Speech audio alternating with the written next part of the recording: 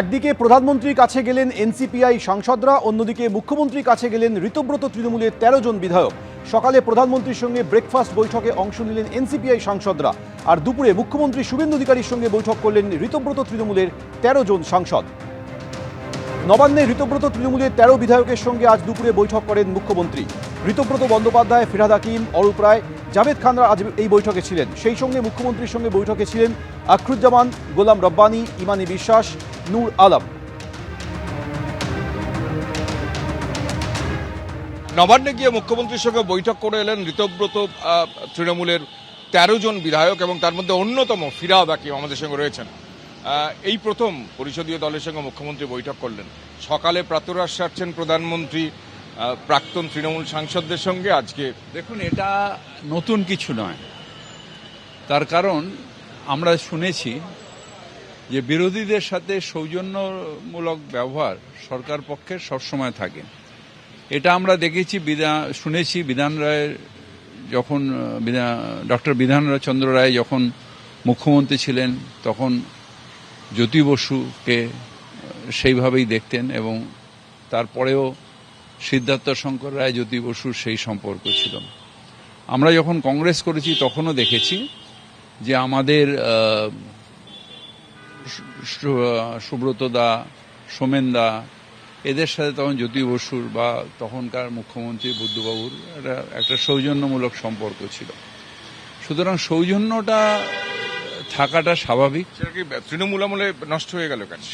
সৌজন্য থাকাটা স্বাভাবিক, এবং সৌজন্যতার মধ্যে দিয়েই মানুষের কাজ।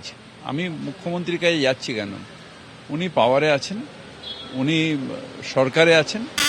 মানুষের চাহিদা সেটা মুখ্যমন্ত্রীর কাছে বা সরকারের কাছেই আমাকে বলতে হবে। যে অসুবিধাগুলো হচ্ছে সেগুলো তাদের কাছেই বলতে হবে। আমরা তো মানুষের ভোটে নির্বাচিত প্রতিনিধি, আমরা অপোজিশনে আছি কিন্তু নির্বাচিত প্রতিনিধি। আমাদের যে মানুষের অসুবিধা সুবিধা কি চাহিদা সেটা তো মুখ্যমন্ত্রীর কাছে বলতে হবে। সুতরাং এটার মধ্যে অন্যায়টা কোথায়? এসআইআর এর সমস্যার সমাধান যেটা, আর কি কি বিষয়ে কথা হবে? এসআইআর হয়েছে, মসজিদ থেকে ধর্মীয় স্থান থেকে মাইক খোলার ব্যাপারে কথা হয়েছে। যে সরকারের আমলে একাধিকবার মন্ত্রী ছিলেন, সেই সরকারের আমলে এই বিরোধীদের এইভাবে সম্ভাষণ জানানো বা একসঙ্গে বৈঠক করার রেওয়াজটা ছিল না কেন? কোনো কারণে ছিল না। আমি চেয়েছিলাম কিন্তু কোনো কারণে হয়নি। এটা দুর্ভাগ্য। শাসক বিরোধী, কিন্তু আমরা চাই যে একটা সৌজন্যের আবহাওয়ায় চলুক। কারণ যদি বাংলায় ডেভেলপমেন্ট হয় আমরা সবসময় সহযোগিতা করতে রাজি, কারণ আলটিমেটলি বাংলার মানুষের উপকার হোক, বাংলার মানুষের সুবিধা হোক, সেটাই আমাদের কাম্য। নবান্নের ঋতব্রত তৃণমূলের ১৩ জন বিধায়কের সঙ্গে মুখ্যমন্ত্রী শুভেন্দু অধিকারীর বৈঠক। এই বৈঠকের পর বিরোধী দলনেতা ঋতব্রত বন্দ্যোপাধ্যায় কি বললেন শুনুন। মুখ্যমন্ত্রী বৈঠক করলেন বিরোধী দলনেতার সঙ্গে। বিগত ৫ বছরে কখনো শুভেন্দু অধিকারী যখন বিরোধী দলনেতা তখন মুখ্যমন্ত্রীর সঙ্গে তার বৈঠক করার সুযোগ মেলেনি। আমাদের পরিষদীয় দল আমরা মাননীয় মুখ্যমন্ত্রীকে চিঠি লিখেছিলাম যে এসআইআরে যে ২৭ লক্ষ মানুষের নাম বিচারাধীন রয়েছে ট্রাইব্যুনালে, সেই নিয়ে আমরা কথা বলতে চাই। উনি আমাদের সময় দিয়েছিলেন। অরূপ রায় আমাদের অল ইন্ডিয়া চেয়ারপারসন, তার নেতৃত্বে আমরা ১৩ জনের একটা প্রতিনিধি দল গেছিলাম। ২ ঘন্টার কাছাকাছি প্রায় আলোচনা হয়েছে। মুখ্যমন্ত্রীর সঙ্গে বিরোধী দলনেতার যোগাযোগ হবে, কথা হবে, এটাই তো গণতন্ত্র। কিন্তু আমরা দেখেছি বিগত ৫ বছরে কখনো শুভেন্দু অধিকারীকে নবান্নে ডেকে পাঠানো হয়েছে এমন দৃষ্টান্ত নেই। দেখুন, এটা গণতান্ত্রিক দস্তুর, গণতন্ত্রে এটাই দস্তুর যে প্রশাসনিক মুখ্যমন্ত্রী তার সঙ্গে অপোজিশন লিডার তার কথা হবে, এটা গণতান্ত্রিক দস্তুর। কিন্তু ফ্যাসিবাদে এটা তো হওয়ার কথা নয়। সেই সরকার থাকলে সরকারের বিরুদ্ধে মুখ খুললে প্রাণ চলে যেত। আজকে যে কথা বলা যাচ্ছে, যা সামনে আসছে, সেগুলো সামনে এসেছে তার কারণ সবাই জানেন। প্রতিদিন আলোচনা করছে, আমাদের সেই দায় নিতে হচ্ছে, দায় নিয়েই চলতে হচ্ছে। কিন্তু এটা যে আমরা জানিয়েছিলাম, ওনার সঙ্গে আমাদের বহু মতের অমিল আছে, আজকেও মতের অনেক অমিল হয়েছে। আমরা ওনার সব কথার সঙ্গে একমত নই। আমরা কোর্টে মুখে যে আপনাদের যারা বিরোধী অর্থাৎ কালীঘাট শিবির, তারা বলবেন যে আসলে ঋতব্রত বন্দ্যোপাধ্যায় তো শুভেন্দু অধিকারীরই লোক, উনিই তো বিরোধী দলনেতা করে বসিয়েছেন, ফলে সময় কেন দেবেন না, এই প্রশ্ন তারা তুলবেন। দেখুন, গণতান্ত্রিক স্পেসে মানে ধরুন আমি যখন বিধায়ক হলাম, আমার মানে সরকার যখন হেরে গেল, আমার প্রথম আশঙ্কা ছিল বিধানসভায় গিয়ে না শুনতে হয় যে 10 বছর মুখে লিউকোপ্লাস্ট লাগিয়ে রাখুন। শুনতে হয়নি, হাউসের ভেতরও কথা বলা যাচ্ছে, বাইরে এখনও আমাদের অনেক জায়গায় কর্মীরা আক্রান্ত, আমরা সেটা নিয়ে যা কথা বলার বলছি সেগুলো আলাদা। কিন্তু দেখুন, গণতন্ত্রে এই যে ফ্রি কথা বলা, মানে কালীঘাটের যারা বলছেন যে বলতে পারছেন, এটাও তো প্রমাণ করছে যে গণতন্ত্র আছে। বিধানসভা থেকে বিজেপির বি টিম নাম্বার 2 গদ্দার তারা যাচ্ছে মুখ্যমন্ত্রীর কাছে, বিজেপির দুয়ারে দুয়ারে ঘুরছে, রাজনৈতিক সংকট, বেরোতে হবে। বাইরে এক কথা বলছেন, ভেতরে কিন্তু অন্য কথা বলছেন, বাইরে এক কথা বলছেন, ভেতরে অন্য কথা বলছেন, নানা রকম খবর আসছে। তারা নাকি সমস্যা নিয়ে কথা বলবেন। আরে সমস্যা নিয়ে বিধানসভায় একদিন বললেন না, তার জন্য নবান্ন যেতে হয়? আপনাদের তো নির্বাচন করে বিধানসভায় পাঠিয়েছেন বাংলার মানুষ মমতাদির প্রতিনিধি হিসাবে, এখানে বললেন না, নবান্নয় গিয়ে বলছেন। বিজেপি নেতাদের কাছে মানুষের স্বার্থে যদি কোনো দরকার নিয়ে যেতেন, তাহলে সকলের সামনে এখানে বিধানসভাতেও তারা দেখা করতে পারতেন, কথা বলতে পারতেন, সমস্তটা স্পষ্টভাবে হতে পারত। দিল্লিতে এনসিপিআই সাংসদদের সঙ্গে প্রধানমন্ত্রীর ব্রেকফাস্ট বৈঠক। লোককল্যাণ মার্গে নিজের বাসভবনে এনসিপিআই সাংসদদের সঙ্গে বৈঠক করলেন প্রধানমন্ত্রী। গোটা দেশ তথা পূর্ব ভারতের উন্নতির জন্য কাজ করতে নির্দেশ দিয়েছেন প্রধানমন্ত্রী। পূর্ব ভারত পিছিয়ে আছে, এই অঞ্চলের জন্য কাজ করতে হবে বলে জানিয়েছেন প্রধানমন্ত্রী। প্রধানমন্ত্রীর সঙ্গে বৈঠকের পর বললেন জগদীশ বর্মা বাসুলিয়া। আর এই বৈঠক শেষে এনসিপিআই সাংসদ সুদীপ বন্দ্যোপাধ্যায় তিনি দাবি করেছেন উত্তর পূর্ব ভারতের উন্নয়ন নিয়ে বার্তা দিয়েছেন প্রধানমন্ত্রী নরেন্দ্র মোদী। প্রধানমন্ত্রীর সঙ্গে বৈঠক খুব সুন্দর পরিবেশের মধ্যে হয়েছে। উনি মূলত আজকে বললেন যে কলকাতা, ভুবনেশ্বর এবং গুয়াহাটি এদিক থেকে কত শ্রমিকরা ভারতবর্ষের বিভিন্ন প্রান্তে যায়, ওয়েস্টার্ন এলাকা এর জন্য ডেভেলপ করে যাচ্ছে, কিন্তু ইস্টার্ন জোনে সেই পরিমাণ ডেভেলপমেন্ট হচ্ছে না। এদিকে আমাদের ভালোভাবে নজর দিতে হবে। উনি বললেন যে এনডিএ একটা পরিবারের মতো আমাদের, এটা ক্রমশ শক্তিশালী হচ্ছে, এই শক্তির ভারটাকে ধরে রাখতে হবে। একদিকে দিল্লিতে আজ সকালে প্রধানমন্ত্রী নরেন্দ্র মোদীর ব্রেকফাস্ট বৈঠকে অংশ নিলেন এনসিপিআই সাংসদরা। অন্যদিকে কলকাতায় আজ দুপুরে মুখ্যমন্ত্রীর সঙ্গে বৈঠক করলেন ঋতব্রত তৃণমূলের 13 জন সংখ্যালঘু বিধায়ক। কলকাতা, ভুবনেশ্বর, গুয়াহাটির উন্নয়নে একযোগে কাজ করার বার্তা দিয়েছেন প্রধানমন্ত্রী। বৈঠক শেষে দাবি করেছেন কাকলি ঘোষ দস্তিদার। মাননীয় প্রধানমন্ত্রী আমাদেরকে ডেকেছিলেন এবং ওনার সঙ্গে আমাদের মিটিং হয়েছে। আমরা অভিভূত যেভাবে উনি ভারতবর্ষের উন্নয়নটা চাইছেন, আগিয়ে নিয়ে যেতে চাইছেন।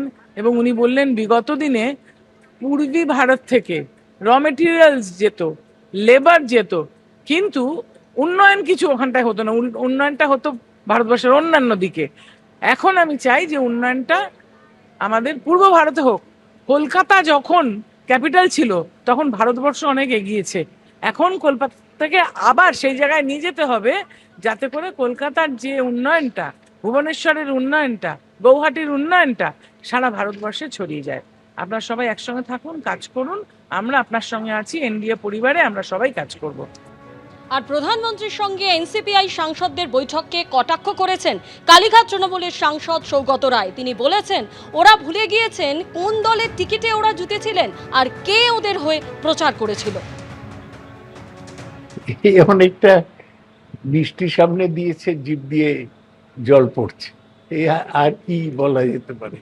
প্রধানমন্ত্রী ব্রেকফাস্ট খাইয়েছেন, এই আনন্দ আর ওরা কোথায় রাখবেন আমি জানি না। তবে এটা ভুলে গেছেন ওরা কার সিম্বলে ওরা জিতেছিলেন, কে ওদের হয়ে প্রচার করেছিল, কোন পার্টি ওদের টাকা দিয়েছিল। এরা তো পড়ে পাওয়া 14 আনা, কিছুই পরিশ্রম করতে হলো না, এমপি হয়ে গেলেন, আবার রুলিং পার্টিতে চলে যাচ্ছেন। তাও কে যাবে আর কে যাবে না তাও ঠিক। দিল্লিতে আজ প্রধানমন্ত্রীর ব্রেকফাস্ট বৈঠকে অংশগ্রহণ করলেন এনসিপিআই সাংসদরা। উত্তর পূর্ব ভারতের উন্নয়ন নিয়ে কাজ করার বার্তা দিয়েছেন প্রধানমন্ত্রী। আমাদের প্রাইম মিনিস্টার সবার সঙ্গে খুব ভালোভাবে কথা বলেছেন এবং প্রত্যেকের সঙ্গে গল্প করেছেন চায়ের জায়গায় বসে, এবং প্রত্যেককে বলেছে যে আপনাদের কন্ট্রিবিউশন চাই এবং আপনারা আপনাদের যে উন্নয়নের কথা ভাবছেন কিভাবে করছেন, তাতে আমাদের সব এমপিরাই ছিল এবং নাড্ডাজি ছিল, নীতিন নবীনজি ছিল। খুব ভালো মিটিং হয়েছে। এটাও বলছিল যে 40 বছরের ওপর যাদের বয়স তারা কিন্তু যোগা করো আর চেক আপ করিও বছরে একবার করে। চা নিয়ে বসেছিলেন, আমরা ওই পায়েস টায়েসও খেয়েছি। এনারা দিশাহারা, এরা এলাকার মানুষের কাছে মুখ দেখাতে পারছে না। যারা আজকে এনডিএ শরিক, যারা আজকে প্রধানমন্ত্রীর কাছে গেছেন, তারা তো বিজেপির দালালি করছে। তাদের কেন্দ্রের মানুষ দেখুন, যারা তাদের বাধ্য করা হচ্ছে, এমন সিস্টেম করা হয়েছে, বাধ্য করা হচ্ছে যে যারা বিজেপি বিরোধী ভোট পেয়ে জিতেছে, এলাকার মানুষকে এরা ভুল বোঝাচ্ছেন, ভুল ব্যাখ্যা করছেন, বিভ্রান্ত করছেন। এরা কোনো না কোনো কারণে একটা ফাঁদে পড়ে গেছেন, ফলে ওখানে থাকতে হচ্ছে। কিন্তু তাদের সিদ্ধান্ত নিতে হবে। এলাকার মানুষের সঙ্গে এই প্রতারণা চলতে পারে না। বিজেপি বিরোধী ভোট নিয়ে দিল্লিতে গেছেন, বিজেপি বিরোধী ভোট নিয়ে পার্লামেন্টে গেছেন, বিজেপি বিরোধী ভোট নিয়ে বিধানসভায় এসছেন, আর ঘুরঘুর করবেন বিজেপির কাছে, করবেন বিজেপির দালালি, বিজেপির বকলস পরে ঘুরবেন, এটা তো চলতে পারে না। এই গদ্দারদের পলিটিক্যাল কেরিয়ার ফিনিশড। যদিও প্রধানমন্ত্রীর সঙ্গে এনসিপিআই সাংসদদের বৈঠকে আজকে গড় হাজির ছিলেন এনসিপিআই সাংসদ ও অভিনেতা দেব। পরে তিনি এক্সপোজ করেন এবং সেখানে তিনি জানান যে শুটিং থাকার কারণে আজ প্রধানমন্ত্রী ও মুখ্যমন্ত্রীর সঙ্গে বৈঠকে থাকতে পারিনি। ভবিষ্যতে তাদের সঙ্গে বৈঠকে থাকব, উন্নয়ন এবং মানুষের স্বার্থে কাজ করব। পোস্ট অভিনেতা দেবের।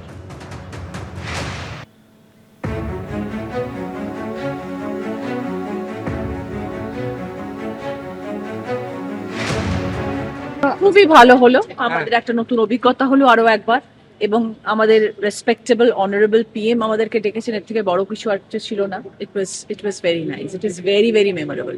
কি দিশা নির্দেশ দিলেন পিএম আপনাদের? উনি বললেন যে আপনারা ভালো করে কাজ করুন, আমাদের মূল উদ্দেশ্যই হচ্ছে দেশকে আগে নিয়ে যাওয়া, দেশের জন্য কাজ করা। আমি অত্যন্ত সাধারণভাবে জীবনে বড় হয়েছি এবং সেইভাবেই জীবনে এগিয়ে যাচ্ছি। আমি চাইবো আমার যারা নতুন এমপিরা সবাই এসছেন, তারা সবাই সেই পথেই চলবেন এবং দেশের দিকে তাকিয়ে দেশকে আরো আগিয়ে নিয়ে যাবেন।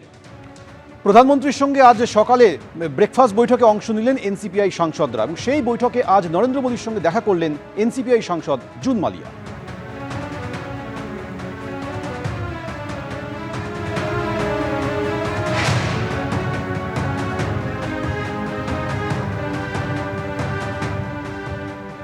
তৃণমূল ত্যাগীদের সঙ্গে প্রধানমন্ত্রী এবং মুখ্যমন্ত্রীর বৈঠককে কটাক্ষ করেছেন কংগ্রেস নেতা অধীর রঞ্জন চৌধুরী। তিনি বলছেন নতুন নতুন দালাল তৈরি করেছে বিজেপি। এসব বিজেপি পার্টি নতুন নতুন দালাল তৈরি করেছে, সেই দালালদের সঙ্গে মিটিং হবে আর কি হবে। এগুলো তো বিজেপি পার্টির শাখা সংগঠনে রূপান্তরিত হয়েছে।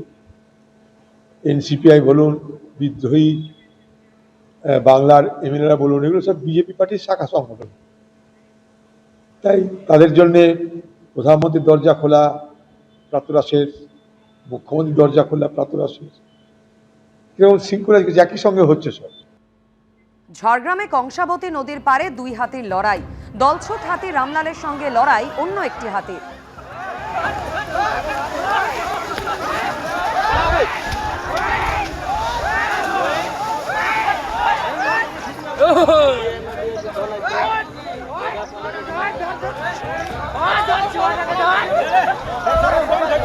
ভাইরাল হওয়া ভিডিও আপনারা দেখতে পাচ্ছেন। দলছুট হওয়ার পর থেকে দীর্ঘদিন এই এলাকায় থাকে রামলাল নামে এই হাতি। অন্য একটি দলছুট হাতি এই এলাকায় আসাতেই লড়াই বাঁধে, এমনটাই অনুমান বন দপ্তরের।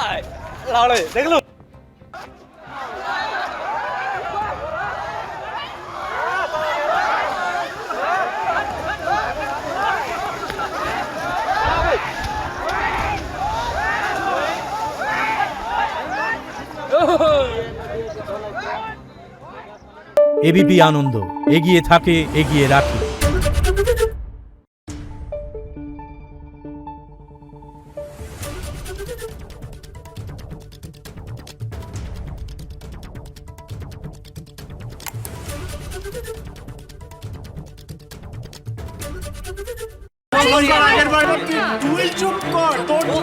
বাংলা ঝামেলা চায় না, বাংলা খবর চায়। বাংলা খবর, বাংলার খবর।